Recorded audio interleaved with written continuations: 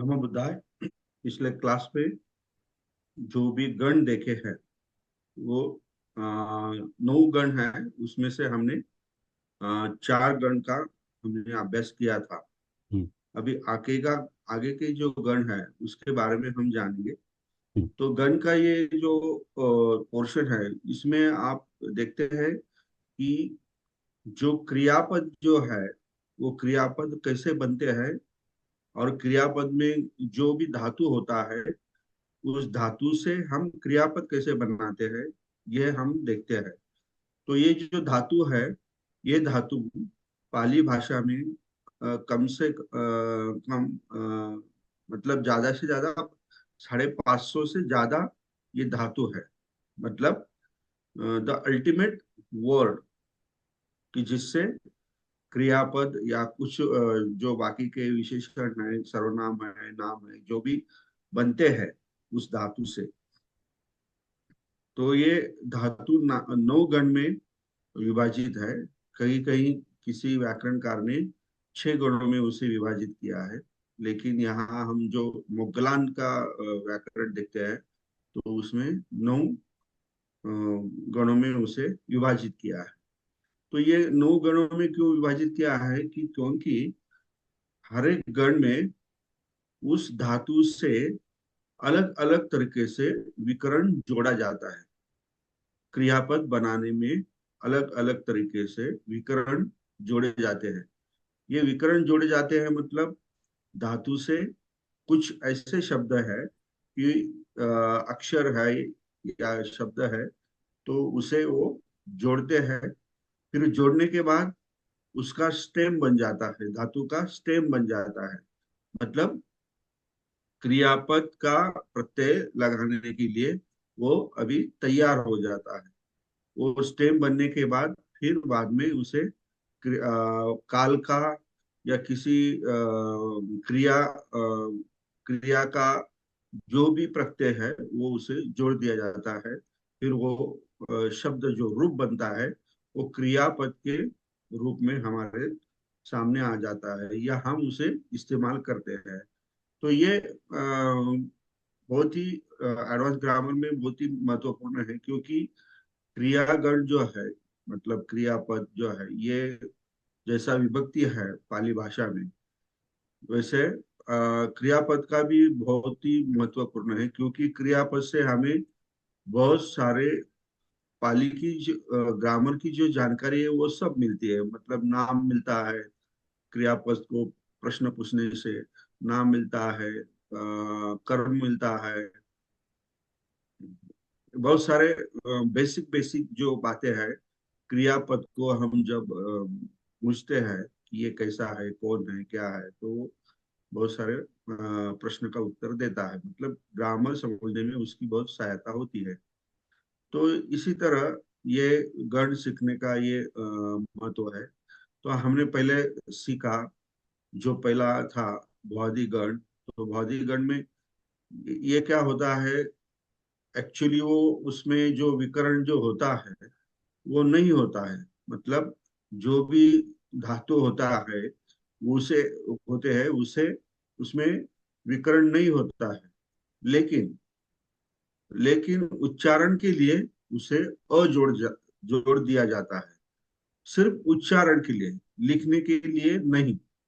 मतलब उसका जो अंतिम शब्द रहता है वो सिर्फ व्यंजन रहता है, उससे स्वर जोड़ा गया नहीं रहता। मतलब पच ये शब्द हो गया, और पच ये च जो है ये आधा, मतलब उसे नहीं जोड़ा गया है, इसलिए मैं उसका उच्चारण पच कर रहा हूं। अगर उसे जोड़ दिया जाए तो मैं पच ऐसा ऐसा कहूंगा, पच। तो ये भौतिक गण जो है कि जिसमें लगभग 150 प्रकार के धातु है, और उसमें हमने भवती ये या जय, जयति ये कैसे बन गया ये हमने देखा। फिर बाद में दूसरा जो गण है वो रुधादि गण है। वो रुधादि गण में अंग का आगमन होता है। अंग विकरण मतलब अनुनासिक या निगहित उसका आगम होता है, उसका आगम जो होता है तो निगही जो होते हैं, मतलब भुंज जो शब्द है अभी, भुंज, तो उसका धातु है भुज। तो ज जिस वर्ग में है उस वर्ग का निगहित इस ज को जोड़ दिया जाता है।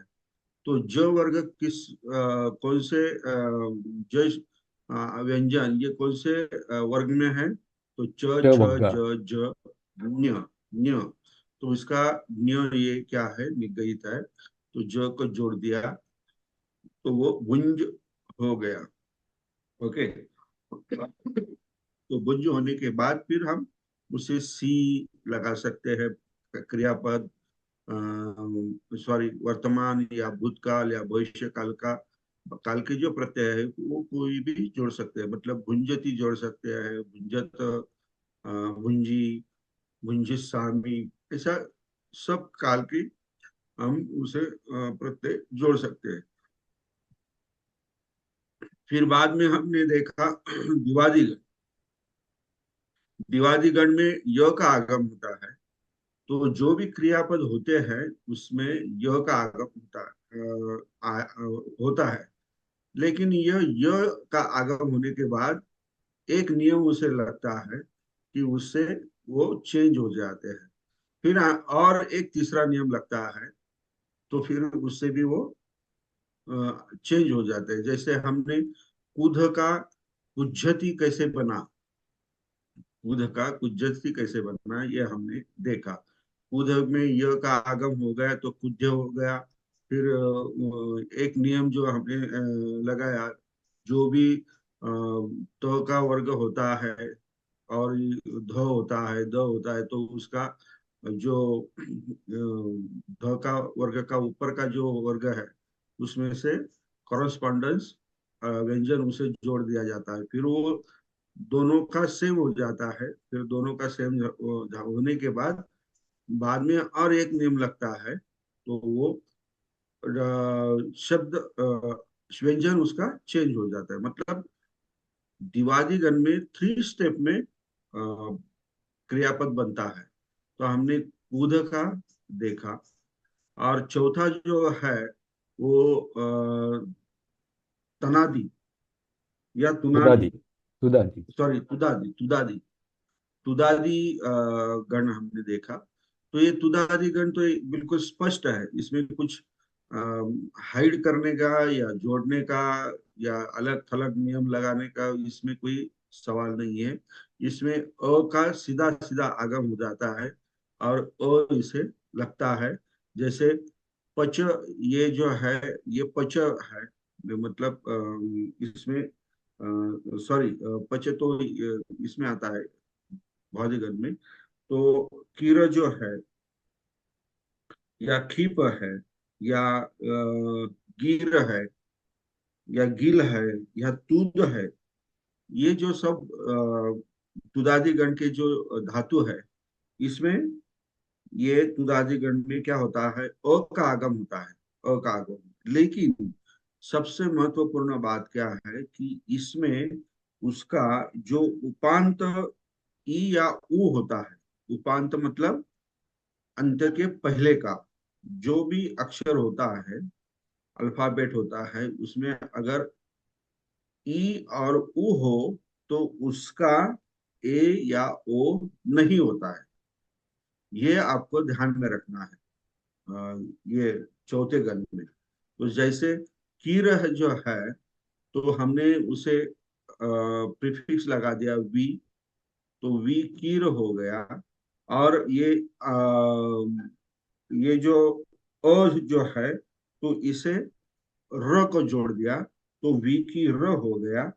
तो वी की र प्लस, अगर प्रेजेंट टेंस का ती लगा दिया तो क्रियापद बना गया विकृति, मतलब छीटना, छीटना। दूसरा अगर शब्द लिया हमने खीप, खीप का मतलब होता है फेंकना। तो खीप में, खीप ऐसा मैं उच्चार करता हूँ खीप, तो ये यहाँ पे क्या हुआ, की जो है मतलब उपांत्य जो स्वर है ई, ख को ई लगा हुआ है, तो इसमें कुछ चेंज नहीं होता है। तो जैसे कि वैसे ही वो खी रहता है, तो खीप, और प्रेजेंट टेंस का ती लगा दिया तो खीपति, ये क्रियापद तैयार हो गया। तो इसका मतलब है फेंकना।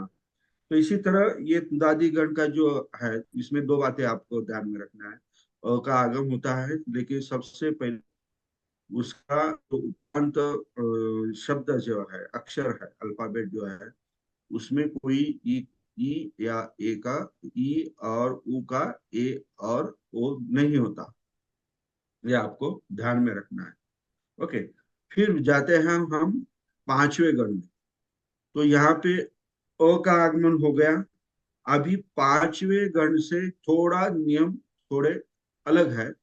मतलब अलग तो है ही, लेकिन हम इसमें पांचवें गण में देखते हैं कि जो धातु होते हैं, तो उसमें ना का आगम होता है। ना,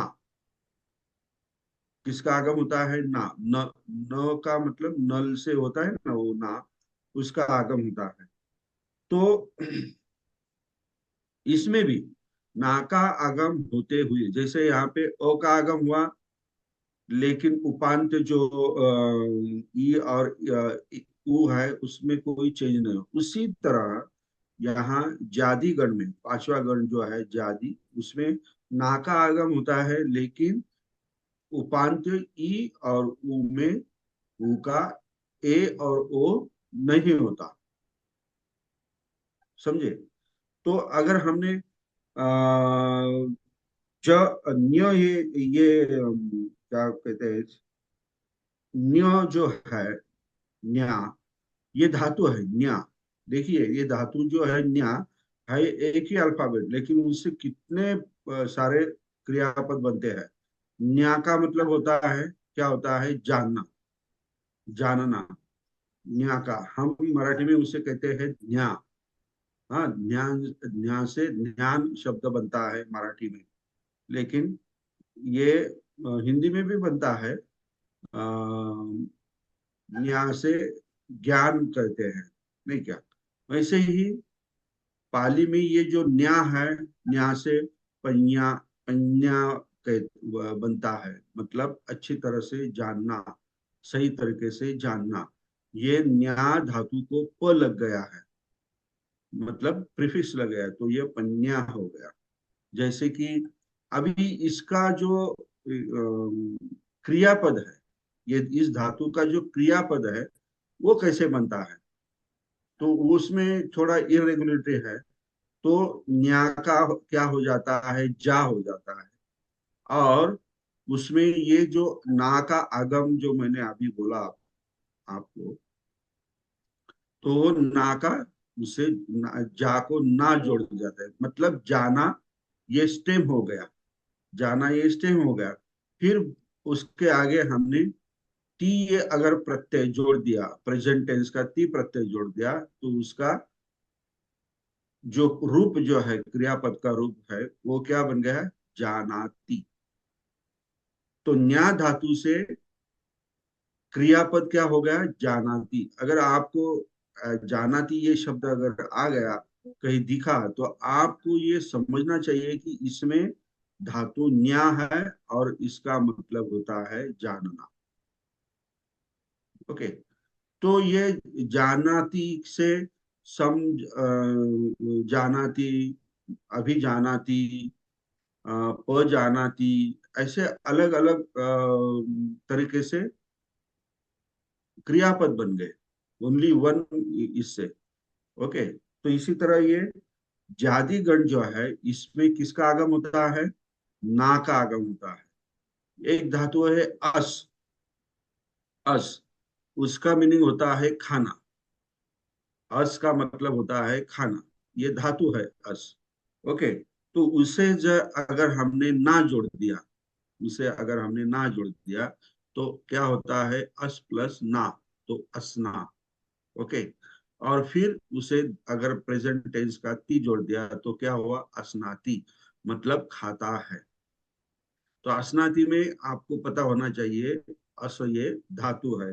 वैसे ही चीनाती है। ची जो धातु है, उसे ना लग गया, वो स्टेम तैयार हो गया, मतलब वो अभी क्या बोलते हैं, ती प्रत्यय लगाने से तैयार हो गया, तो वो चिनाती ऐसा क्रियापद बन गया। तो इसका मतलब है, होता है चुनना। चिनाती का मतलब होता है चुनना। जैसे थुनाती, ये क्रियापद है। तो थुनाती में क्या, ये थुनाती शब्द अगर आ गया तो आपको पता चलना चाहिए, अरे यहाँ पे ना का आगम हुआ है, तो ये जरूर जाति गण में है। और इसे, इसका जो धातु है, ये थू है। मतलब थू को ना लग गया तो थुना हो गया, और ती प्रत्यय लग गया तो क्रियापद बन गया, मतलब थुनाती ऐसा प्रत्यय बन गया। तो इसी तरह थुनाति का मतलब होता है प्रशंसा करना, प्रशंसा करना। ओके। तो धुनाति शब्द है, पुनाति शब्द है, इसमें धु और पू जो है, ये धातु है। धुनाति का मतलब धुनना, पुनाति का मतलब है पवित्र करना, इसमें पू धातु है। लुनाति मतलब खोटना, सीनाति मतलब सीना, सीना मतलब सिलाई करना, ऐसा। तो इसी तरह ये जातिगण है। और ये जातिगण के और थोड़े जो कुछ रूप जो है, अनेक दूसरे गण के धातु जो है, तो वो भी होता है। जैसे जानाति का हमने देख लिया, जानाति से क्या क्या होता है, जानाति होता है, जानी तुम होता है, जानंतो होता है। जैसे अंत, मान और ती, ये प्रत्यय लगने से ये सब धातु क्रियापद बनते हैं। ओके। अभी जो 6 नंबर है, हमने 5 नंबर देख लिया। 5 नंबर क्या है, जातिगण। इसके पहले हमने 4 गण देखे थे। अभी ये जो 6 नंबर है, वो है क्यादिगण। मतलब क से शुरू होने वाला जो धातु है, वो धातु इस गण में है, पहले नंबर पर। हाँ, सब नहीं, पहले नंबर। इसीलिए उसे क्यादि गण कहते हैं। तो कौन सा है पहला धातु, तो है की। की। तो इसीलिए की होने के नाते ये इस गण का नामकरण क्या हो गया है, क्यादि गण हो गया। और क्यादि गण में किसका आगम होता है, जैसे हमने देखा, ना का आगम अभी 5वें गण में देखा, चौथे गण में अ का देखा, तीसरे गण में य का देखा, दूसरे गण में अंक का देखा। इसी तरह इस छठे गण में हम देखते हैं कि ना का आगम होता है। न बाणाचा नो कहते हैं ना, बाण का, वो ना जो होता है, उसका आगम होता है। तो अगर हम ये की को ना लगा दे, तो स्टेम हो गया कीड़ा। तो स्टेम क्या हो गया, कीड़ा। मतलब ये कीड़ा, ये जो कीड़ा है, इसको वो अभी क्या क्या कहते हो, तैयार हो गया। मतलब जैसे कि 21 साल का लड़का शादी करने के लिए तैयार हो जाता है। कब तैयार हो जाता है, 21 साल बनने के बाद, तो फिर उसकी शादी की जाती है। तो उसी तरह ये गण में अगर हम देखेंगे कि कोई कोई धातु जो होते हैं, उससे ये आगम लगने के बाद वो तैयार हो जाता है, इसके लिए क्रियापद बनने के लिए वो तैयार हो जाता है। तो इसी तरह ये की को ना लग गया, तो वो क्रियापद बनने के लिए तैयार हो गया। फिर क्रियापद के जो प्रत्यय होते हैं, वो प्रत्यय हम उसे जोड़ देते हैं। अगर किना को हम टी जोड़ दें, टी प्रत्यय, present participle, sorry present tense का, तो क्या क्रियापद बन गया है, किणाति। गिनाती। क्या बन गया, किणाति। गिनाती। तो किणा, किणा का मतलब क्या होता है, खरीदना। किणा का मतलब क्या होता है, खरीदना। तो किणाति का मतलब हो गया खरीदता है। प्रेजेंट टेंस का हमने टी लगाया है ना, तो इसका मतलब है खरीदता है। और किणा का मतलब हो गया है खरीदना, और किणाति का मतलब हो गया खरीदता है। मतलब वो क्रियापद है, वो तो स्पष्ट उसकी क्रिया दिखाता है। ओके। अभी इसमें और दूसरे जो है, विकिणाति। अभी किणाति और विकिणाति। अभी ये वी जो है पहले का लगाया हुआ शब्द, उसे हम प्रीफिक्स बोलते हैं, मतलब उपसर्ग बोलते हैं। तो उस हमने देखा है उपसर्ग से कोई कोई शब्द जो होते हैं, क्रियापद होते हैं, उसका अर्थ विशेष हो जाता है, कहीं उल्टा हो जाता है, कहीं है जैसा ही वैसा रह जाता, तीन प्रकार का उसका अर्थ में चेंजेस होते हैं उपसर्ग से। तो ये विकिणाति का मतलब उसका उल्टा अर्थ हो गया, किणाति का खरीदना, और वी लगा दिया प्रीफिक्स, तो विकिणाति उसका अर्थ हो गया बेचना, खरीदना और बेचना। तो उसका क्या हो गया, उल्टा अर्थ हो गया प्रीफिक्स लगने के बाद, कारण से, प्रीफिक्स लगने के कारण से उल्टा अर्थ हो गया। अभी ये विकिनाति मतलब क को क क्यों लग गया, क्योंकि उपसर्ग लग गया। जब जब भी उपसर्ग लगता है कहीं कहीं, तो वो जो पहला जो व्यंजन रहता है, उसका क्या होता है, द्वित्व होता है, मतलब डबल हो जाता है। अपमज्जति, अ लग गया तो प को प, अपमज्जति, ऐसा। ये व्याकरण का आगे आगे आगे हम देखेंगे। तो विकिणाति मतलब बेचना। जैसे गी है, गी शब्द मतलब शब्द करना, तो गिनाती का मतलब है शब्द करते हैं मुझे, मतलब बोलते हैं क्या, जैसा। उणाती, ऊ ये इसमें धातु है, ना का आगम हो गया, उणा हो गया, और ती लग गया तो क्रियापद हो गया उणाती, मतलब ढकना। मतलब मराठी में हम झाकणे म्हणते, झाकणे म्हणतो, उसी तरह।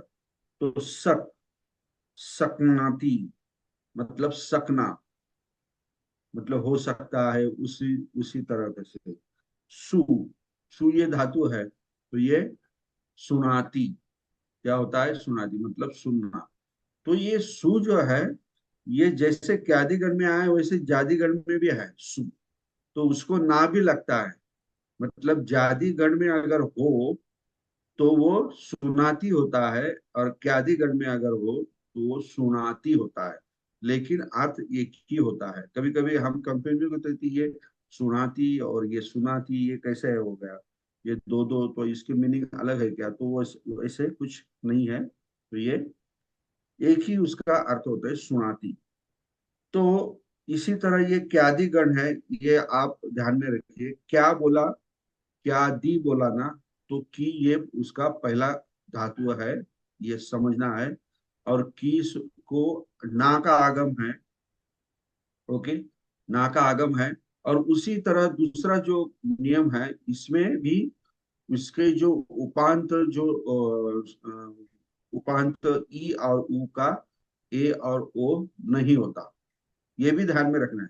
क्योंकि यहाँ पे की जो किया है, या सकक जो किया है, सु किया जो है, तो इसमें तो कोई उपांतर नहीं है।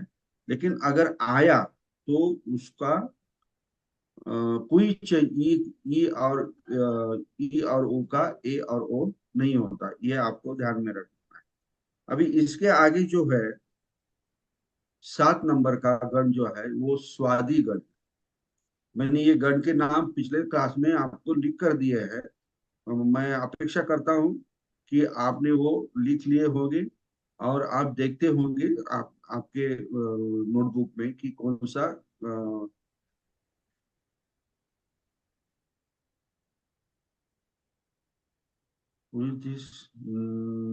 नव्या, ये देख लीजिए, इन्होंने कुछ ये दिया है, नव्या करके कोई है, वो किस टाइम में और कौन से दिन होता है क्लास, वो पूछ रहे हैं जेठे साहब वो, यस सर। उसको हाँ। तो हम देखते हैं कि उन्हें मैसेज दे दीजिए कि क्या ओ, बुधवार और गुरुवार को होता है 4 बजे, ओके। ठीक ठीक हाँ। ठीक सर, ओके सर। तो ये जो आगे का जो 7वां गण जो है, उसका जो नाम है स्यादिगण। तो स्या आ गया तो आपको ये समझना चाहिए कि इसमें सु जो है, ये पहिला धातु। पहला गण है, मतलब पहला गण है, पहला धातु है, ओके। तो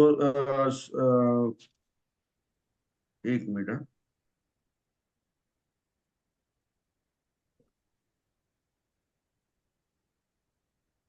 तो ये स्यादिगण में तू का पहला धातु आया है, इसलिए ये स्यादी गण हो गया। क्यादी में था, इसलिए वो क्यादी गण हो गया। और जादी में न्या मतलब जानाती होता है, तो वो जादी गण हो गया। ऐसा समझने में आप समझने की कोशिश कीजिए, मतलब ध्यान में रखिए। ओके, स्यादी गण में क्या होता है, किसका आगम होता है? नो का आगम सूखा। होता है। नो मतलब ना, जो हमने अभी आगे पहले देखा, तो उसका ओ जोड़ दिया है। नो, नो, नो का आगम होता है। ओके, एक मिनट। हाँ, यस।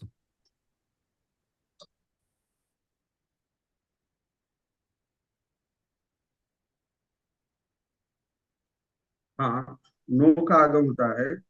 तो अगर सु को नो जोड़ दिया, हाँ, और दूसरा नियम क्या है, इसमें भी ई और उ, उसका जो होता है ना, जो दूसरा भाग होता है ई और उ, उसमें कोई चेंजेस नहीं होते। नहीं। ए और ओ नहीं होता, ये तो ध्यान में रखना है आपको। तो ये सु को अगर नो जोड़ दिया तो होता है सुनो, और क्रियापद का प्रत्यय जोड़ दिया ती तो सुनोती, ऐसा होता है। ओके, तो इसका भी मतलब क्या होता है, सुनना। ओके, पहले भी सुनना।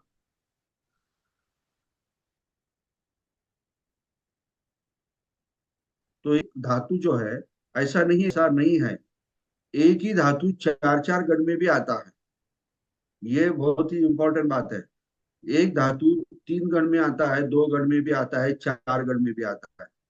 लेकिन कभी कभी वो धातु का अर्थ जो है, वो गण के अनुसार चेंज भी होता था। मतलब इस गण में इसका मतलब ये है, तो अगर दूसरे गण में अगर है विकरण लगा हुआ है और दूसरे गण में, तो उसका अर्थ अलग हो जाता है। तो ये बहुत महत्वपूर्ण बात मैंने आपको बताई, ये ध्यान में रखना है। ओके, तो यहाँ पे तो एक ही अर्थ है, सुनोती या सुनाती का मतलब सुनना। तो दूसरा जो धातु है खी, तो वो खी को नो अगर जोड़ जोड़ दिया तो क्या होता है, खिणोती। तो ये जो नो है, वो सु को लगाया तो वो हो गया सुनोती, मतलब सुनना। खी जो है उसे नो लगाया तो खिणो हो गया, उसे ती प्रत्यय लगा दिया तो खिणोती का मतलब होता है क्षय होना। हाँ, खिणा, हम देखते हैं ना, खिणा भी ये शब्द बहुत सारे सूत्र में आता है। ऊ का मतलब होता है ढकना। तो उन्नति ये हमने ना में भी देखा है, उन्नति।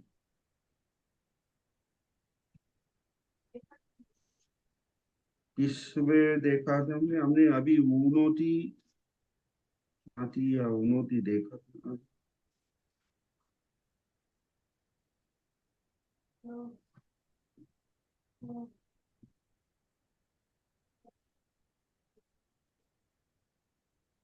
हाँ, ये क्यादिगण में है, देखिए, उनाति। ओके, क्यादिगण में उनाति है, उसका भी मतलब क्या होता है, ढकना। और स्वादिगण में भी उनोती होता है, तो उसका भी मतलब होता है ढकना। देखिए, दोनों उ जो है क्यादि में भी है और स्वादि में भी है। और इसी तरह इसका आगम क्या है, ना आगम है, ना। इसके बाद में जो गण आता है वो है तुनादि, सॉरी, तनादि। 8 नंबर का जो गण है वो जो है तनादि। तो ये, इसमें अगर अंतमान और ती अगर आदि प्रत्यय के आने से क्या होता है, धातु से परे क्या, ओ का आगमन होता है। अभी देखिए, यहाँ पे नो देखा हमने, ना देखा, ना देखा, यो देखा, अंग देखा, तो ये इसमें तनादि गण में कौन सा आगम होता है, ओ ओ। का आगम होता है। ओ, यस, ओ का आगम होता है। जैसे कि तन, ये जो धातु है, तो तन धातु को नो को ओ जोड़ दिया तो वो क्या हो गया, तनो हो गया। और प्रत्यय अगर जोड़ दिया प्रेजेंट टेंस का ती, तो वो क्या होगा, तनोती। तनोती मतलब फैलना। सक जो है, तो ये उसका सक्कोती हो गया, सबको ओ लग गया, तो सक्कोती टी प्रत्यय लग गया. शक्कोती का मतलब सकना, मतलब कॅन आपण म्हणतो ना, शक्य होणे वगैरे अशा पद्धतीचा. ओके. वन जो है, वनोती. वनोती मतलब मांगना. वन को क्या हो गया, वन को ओ लग गया, तो वनो हो गया. और मांगना ये वनोती, मांगना उसका अर्थ हो गया. मनो, मन जो धातु है तो मनोती मतलब जानना. मनोती का मतलब जानना. तो ये न्या का भी हमने देखा था, उसका भी जानाती जानाती होता है, तो उसका भी मतलब जानना होता है. मतलब क्या होता है, जानना होता है. मतलब ये इसका भी मतलब जानना होता है. मन धातु से बना गया क्रियापद मनोती का. ओके. आप धातु है तो अपोती मतलब पाना. पाना. अप को ओ लग गया तो उसका मतलब हो गया पाना. कर हो गया कर. ये बहुत ही इंपॉर्टेंट है. इसे लगेगा ओ तो करो. और ती, करोती का मतलब हो गया करना. इसी तरह ये तनादि गण जो है, इसका आगम होता है ओ. और आगम ओ होने से उसका तन का क्या होता है, तनोती. तो उसका मतलब होता है फैलना. ओके. तो बाकी जो सर, इसके भी अलावा कुछ, हाँ. सर इसमें दो जगह द्वित हो गया, द्वित हो गया क और प का, सक्कोती हो गया और अपोती हो गया. हाँ, हाँ. तो इसमें थोड़ा सा तो ये हम देखेंगे बाद में. ये ओके सर. सक्कोती का सक का हाँ सक्कोती कैसे हो गया, हाँ और हाँ. आपका अपोती कैसे हो गया, तो उसमें कुछ अलग नियम होते हैं. Okay sir. मतलब कुब्ब का कुब्बोती कैसा हो गया, कुब्ब का ये जो है, ये हम्म. हम बाद में देखेंगे. ओके लेकिन सर. अभी ओ जो है, इसका विकरण ओ है, ये आपको ध्यान में रखना है. ओके. कुछ कुछ इरेगुलर होते हैं, वो हम ध्यान में रखेंगे, और बाद में उसका विवरण स्पष्टीकरण करेंगे. ओके. लास्ट में जो है, नवा, लाइस्ट 9 नंबर, चुरादीगढ़. चुरादीगढ़ जो है, तो इसमें अंतमान तथा ती आदि प्रत्यय के आने से चूर्द आदि धातु से परे नी का आगम होता है. इसमें जरा थोड़ा एक स्टेप बढ़ गया है. नी का आगम होता है, ये बात सही है, लेकिन इस नी का केवल ई रह जाता है. मतलब न प्लस ई ऐसा नी हो गया ना, तो ये जो न जो है उसका लोप हो जाता है, और सिर्फ क्या रहता है, ई रहता है. तो इसी तरह इस ई के इस तथा उपांत लघु स्वर की प्रायः वृद्धि होती है. उपांत जो होता है शब्द, तो उसकी क्या होती है, वृद्धि हो जाती है. ऐसा इसमें कहा गया है. तो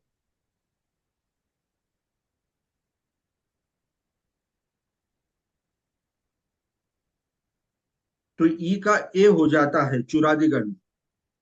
चुरादीगढ़ में क्या होता है, ई का ए हो जाता है. तो जैसे कि हम देखते हैं,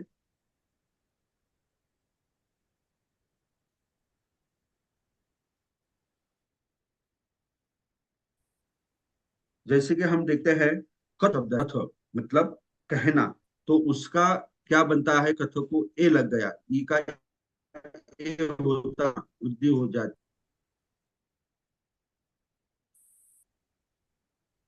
गणेति, गण का गणेति होता है, मतलब गिनना. कित्त का कित्तेति होता है, मतलब कीर्तन करना.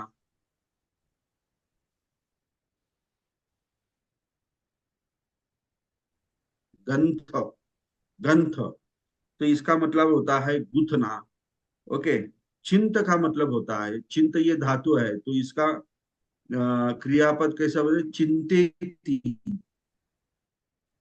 चिंतेति होता है, उसमें विचरण करना, तो इसका मतलब होता है चिंतेति.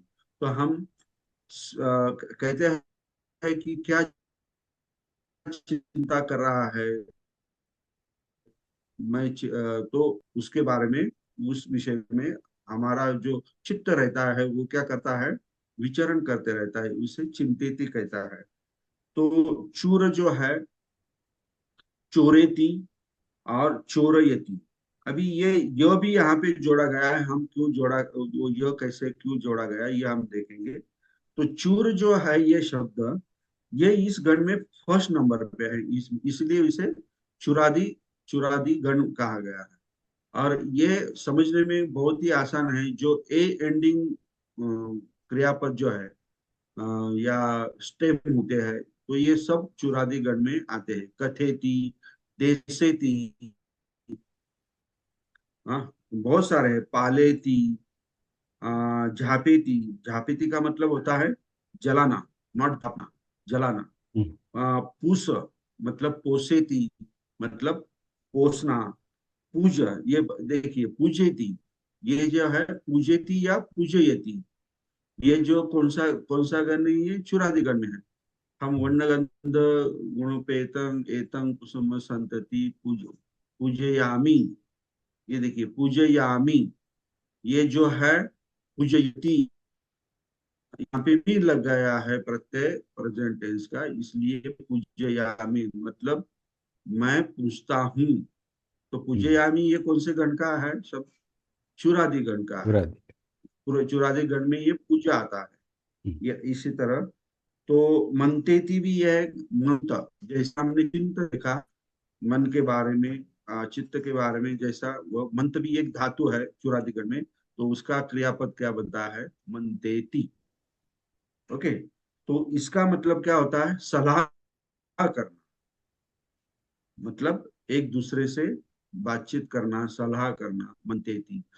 तो ये मन्यति भी ये शब्द आता है। मन्यति बहुत सारे सूत्र में आता है। तो क्या करते हैं, चिंतन या सलाह करना उसका मतलब होता है। दिस, ये भी धातु है। तो दिस का, देसिति मैंने आपको कहा, तो देसिति का धातु क्या है, दिस धातु है, मतलब उपदेश करना। अभी यही दिस जो है, ये भौतिकगण में भी है। तो इसका क्रियापद क्या होता है, पश्यति भी होता है। देखिए, दिस, दिख, दस, ये दिस, ये इसमें भी है चुरागण में। और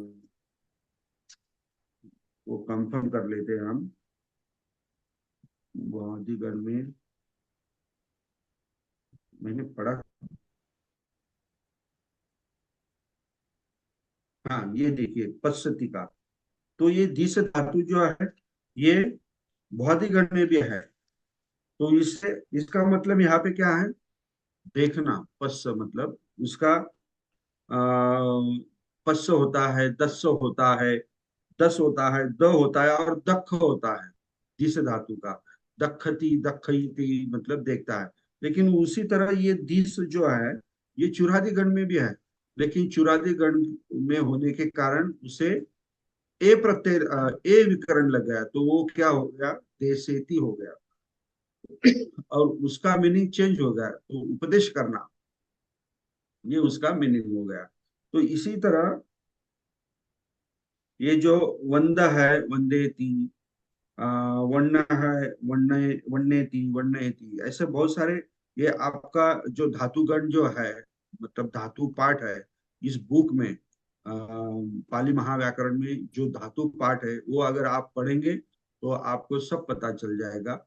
और आप ट्राई कीजिए, जो भी क्रियापद है उसे एक सूत्र ले लीजिए, और या कोई भी एक पैराग्राफ पाली का लीजिए, और उसमें जो भी क्रियापद है वो सब बाहर निकालो, उसको चुनो, और कौन सा क्रियापद का कौन सा वर्ण है, मतलब धातु है, क्रियापद का धातु है कौन सा, वो धातु किस गण में आता है, और उस गण का विकरण क्या है, ये ढूंढने की आप कोशिश की। तो आपको वो अच्छी तरह से ये गण क्या होता है ये पता चल जाएगा। और फिर बाद में अगर धातु का, अगर हर एक धातु का आपको मीनिंग पता चल गया, तो डिक्शनरी में जाने की कोई जरूरत नहीं, आपको ऐसे ही उसके मीनिंग मालूम हो जाएंगे। ओके। तो इसी तरह ये जो गण जो है, ये गण मैंने आपको यहाँ पे पढ़ा है। इसमें महत्वपूर्ण ये बात है कि धातु होता है और उसको आगम होता है। हर एक धातु का कुछ न कुछ आगम होता है, उसे हम विकर्ण कहते हैं। और वो विकर्ण लगने के बाद वो स्टेम हो जाता है, फिर बाद में टेंस के जो प्रत्यय होते हैं वो जोड़ जाते हैं, फिर उसे क्रियापद बनता है। मतलब ये सारे क्रियापद बनाने के लिए बहुत ही सहायता पूर्वक ये चैप्टर है। अगर ये चैप्टर आपको अच्छा हो, अच्छा आप समझ लें, तो क्रियापद का जो भी चैप्टर, मतलब जहां जहां भी इस्तेमाल होता है वो आपको अच्छी तरह से समझ में आ जाए। मतलब ब्लाइंडली आप कुछ फॉलो नहीं करेंगे। ओके। तो इसी तरह ये अ, गण का जो अभ्यास जो है, ये हमने आज पूरा कर लिया है। तो आप ऐसा पहला गण, दूसरा गण नाम लिखकर, उसके अंक देकर, उसके आगे उसका नाम, मतलब भ्वादि गण, दिवादी गण, रुदादि गण, ऐसा कुछ ऐसा लिखकर, फिर उसके अगले कॉलम में उसका आगम मतलब विकर्ण क्या है। तो जैसे कि भ्वादि गण का विकर्ण क्या है, वो सिर्फ वो क्या अरहित होता है, उच्चारण के लिए अ का इस्तेमाल किया जाता है, ऐसा लिखना है। फिर रुद्रादिगण के आगे आगम क्या लिखेंगे, विकर्ण क्या लिखेंगे, अंग लिखेंगे। दिवादिगण के आगे विकर्ण में यह लिखेंगे। ऐसा सबके विकर्ण लिखना है। और चौथे कॉलम में कोई उसके धातु जो है, एग्जाम्पल के तौर पर वो धातु लिखना है। और फिर पांचवे कॉलम में जो भी क्रियापद। क्रियापद के जो प्रत्यय होते हैं वो लिखना है, और लास्ट में क्रियापद लिखना है। ऐसे 6 कॉलम में आप ये एक्सरसाइज कर सकते हो। अगर आपने ऐसा एक्सरसाइज किया तो ये आपको समझने में बहुत अच्छा हो जाएगा। एक तो इसी चार्ट तरह बनाने का हम, सर। हाँ, एक चार्ट बनाने चार्ट का। बनाने का। हाँ, इसी तरह हम ये जो है गण का सिलेबस जो है, हम यहाँ पे समाप्त करते हैं। और अगली बार हम दूसरा कुछ नया टॉपिक लेंगे, या प्रेरणार्थक जो क्रियापद रह गया है शायद हमारा, तो वो लेंगे। तो ये प्रेरणार्थक अभी आपको अच्छी तरह से समझ जाएगा, क्योंकि ये चुरादी गण में आता है। प्रेरणार्थक के बहुत सारे जो है चुरादी गण में आते हैं। तो इसी तरह ये पार्ट हम यहाँ पे हम खत्म करते हैं।